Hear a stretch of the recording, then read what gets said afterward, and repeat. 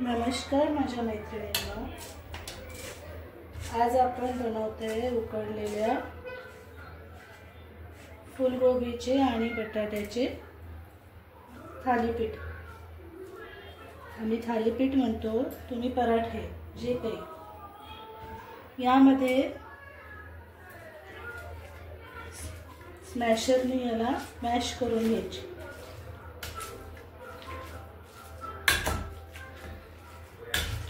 आणि याला लागणारे साहित्य ही गार होईपर्यंत मी तुम्हाला सांगते। यामध्ये काय टाकायचे, याला छान अशी स्मॅशरने एकजीव करून घ्यायची।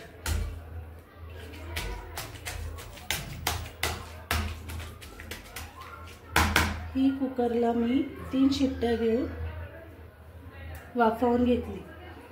संध्याकाळचा प्रश्न पडतो प्रत्येक गृहिणींना किंवा मुलींना की रात्रीचं काय बनवायचं डिनरला। अगदी पौष्टिक आणि पचायला असा हलका हे आपण आता माझी मुलगी पण खाणार आहे। माझी मुलगी 8 वर्षाची आहे। तुम्ही तुमच्या मुलांना पण देऊ शकता। यामध्ये तुम्ही मटर, गाजर आणि बीट सुद्धा घालू शकता जर अगदी हेल्दी डिश बनवायची असेल तर। यामध्ये मी 2 ते 2.5 वाटी कणिक घेतली आहे। 2 ते 2.5 वाटी आणि डाळीचं पीठ अर्धी वाटी, प्रमाणासहित सांगते। 1 वाटी ज्वारीचं पीठ आणि 1 वाटी बाजरीचं पीठ। हे सगळं एकजीव करण्या अगोदर यामध्ये आपण कोथिंबीर चिरलेला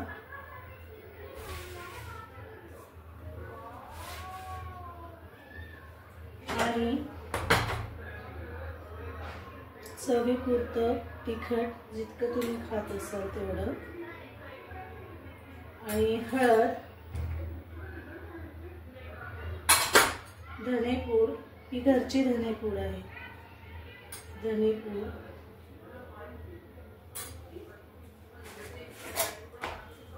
चाट मसाला आणि अगदी चटपटीत चव अशी मुलं खमंग झाल्यामुळे मुलं आवडीने खातात।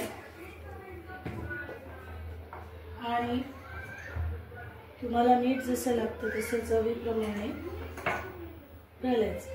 2 चमचे 2-2.5 चमचे मी घातले। आणि हिवाळ्याचे दिवस आहेत म्हणून ओवा आणि जिरेपूड तुम्ही घालू शकता।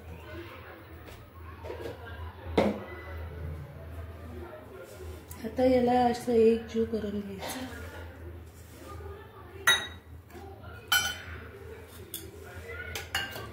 शक्यतोवर आपल्याला पाण्याचा वापर करायचा नाही आहे।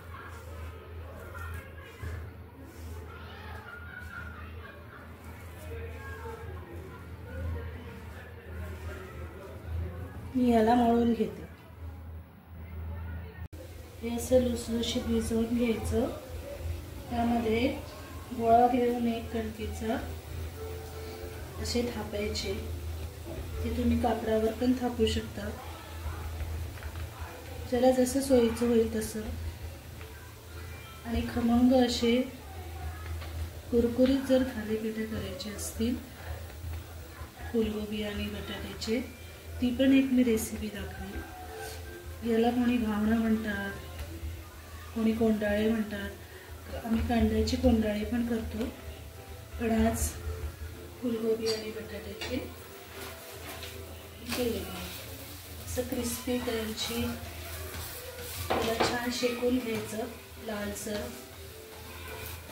हे मऊसूद लागतात। तुमच्या घरात आजी लोक आजोबा लोक असतील त्यांना पण छान वाटेल, लहान मुलांना पण छान वाटेल। चला तर मग असं आपण खमंग थालीपीठाचं भिजवून असे छान गोलसर थापून घेतले, लाटलेले नाही। याला नॉनस्टिकच्या तव्यावरती करू शकता. दोन्ही साईडने छान परतून घेतलं आहे. याला तुम्ही टोमॅटो केचप किंवा शेंगदाण्याची चटणी, पुदिन्याची चटणी यासोबत सर्व करू शकता.